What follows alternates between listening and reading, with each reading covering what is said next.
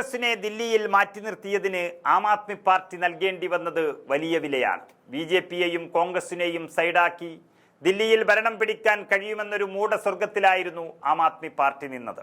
ഡൽഹിയിലെ ജനഹിതം എതിരായി ഭവിക്കുമെന്ന ചിന്ത വന്നതു മുതൽ തോൽവിയുടെ ഭാരം കോൺഗ്രസിന്റെ തലയിൽ കെട്ടിവയ്ക്കാനാണ് AAP ശ്രമിച്ചത്. ഇന്ത്യ മുന്നണിയിൽ ഭിന്നതയുണ്ടാക്കാനുള്ള ശ്രമങ്ങളാണ് ഡൽഹിയിൽ AAP നടത്തിയത്. തോറ്റതോടെ ഭിന്നത ആശയക്കുഴപ്പത്തിനാണ് വഴിമാറിയിരിക്കുന്നത്. ഇന്ത്യ മുന്നണിയിൽ കോൺഗ്രസ് അവിഭാജ്യ ഘടകമാണോ? ചെറുകിട പാർട്ടികളെ കയ്യിലെടുക്കാതെ എങ്ങനെ മുന്നോട്ടു പോകാനാകും എന്നിങ്ങനെ ചില ചോദ്യങ്ങളാണ് ഇപ്പോൾ ബാക്കി നിൽക്കുന്നത്.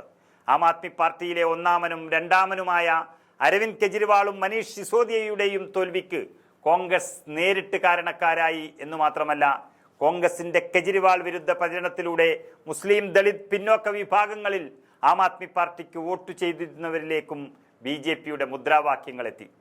ബി.ജെ.പിയുടെ പ്രചരണമായിരുന്നു ഡൽഹിയിൽ കോൺഗ്രസ് കാര്യമായി ഏറ്റുപിടിച്ചത് എന്ന് പറയുന്നതിലും തെറ്റില്ല. ഇത് ഇന്ത്യ മുന്നണിയിൽ ഇപ്പോൾ തന്നെ കോൺഗ്രസിനെതിരായുള്ള ചില ചർച്ചകൾക്ക് തുടക്കം കുറിച്ചിരിക്കുന്നു. ആം ആദ്മി പാർട്ടി നേതാവും ഡൽഹി മുൻ മുഖ്യമന്ത്രിയുമായ അരവിന്ദ് കെജ്രിവാൾ ന്യൂഡൽഹി മണ്ഡലത്തിൽ തോൽക്കുന്നത് 4089 വോട്ടുകൾക്കാണ്. അവിടെ മുൻ മുഖ്യമന്ത്രി ഷീലാ ദീക്ഷിത്തിന്റെ മകൻ കോൺഗ്രസ് സ്ഥാനാർത്ഥി പിടിച്ചത് 4568 വോട്ടുകളാണ്.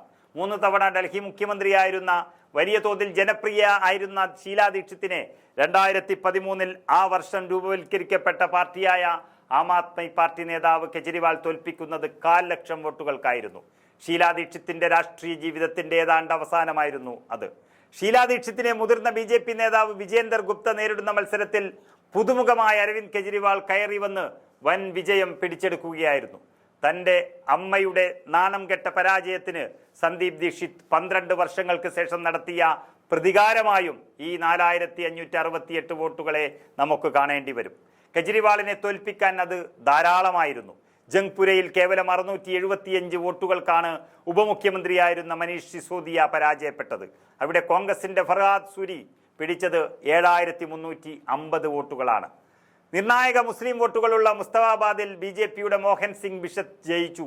മാരുതി ബാഗ്നർ കാറിൽ വരുന്ന മഞ്ഞുകാലത്ത് സാധാരണ ഡൽഹിക്കാരെ പോലെ കഴുത്തിൽ മഫ്ലർ ചുറ്റുന്ന, കാലിൽ സാധാരണ ചെരിപ്പിടുന്ന തങ്ങളിൽ ഒരാളെന്ന ഭാവമാണ് കെജ്രിവാളിനെ തുണച്ചിരുന്നത്. എന്നാൽ കണ്ണാടി മാളികയിൽ പാർക്കുന്ന പ്രഭുവായി ബി.ജെ.പി അദ്ദേഹത്തെ അവതരിപ്പിച്ചതിന് കോൺഗ്രസ് ചൂട്ടുപിടിച്ചതോടെ ഒരു വിഗ്രഹം കൂടി വീണുടയുകയായിരുന്നു.